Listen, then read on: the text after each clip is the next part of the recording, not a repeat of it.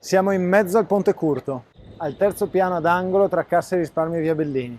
Dopo si capirà che abbiamo iniziato dalla fine perché su non sono bagnato.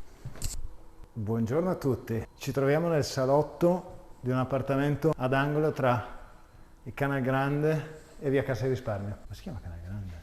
Non è di Venezia, Canal Grande.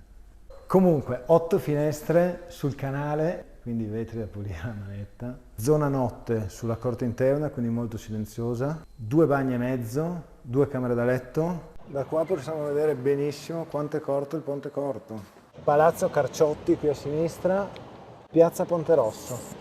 La cosa veramente interessante è questo effetto loft con una cucina, con un'isola gigante, il salotto e la camera da letto, diciamo a scomparsa. Anche i bagni sono ampi, puliti, c'è veramente poco che non va qui.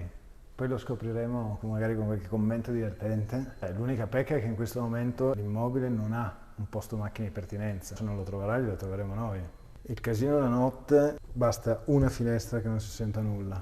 Dati negativi che purtroppo bisogna comprarsela, purtroppo non è in regalo. Tutta la ristrutturazione è una bomba di tutto il palazzo. Nel caso in cui vi fosse piccolo, ne abbiamo un altro, sempre nello stesso palazzo, con 3 camere da letto e balconcino su piazza Ponte Rosso. E in più si diventa comproprietari del lastrico solare, da cui si ha una vista totale a 360 gradi, questa volta davvero a 360.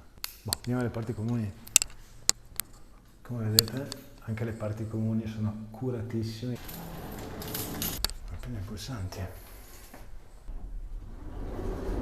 Siamo sotto piazza Ponte Rosso, il canale, uno dei più belli appartamenti in centro che io abbia mai visto. E se avete una casa da vendere, soprattutto se è una casa di un certo tipo, siamo forti. Datecela, sarete soddisfatti.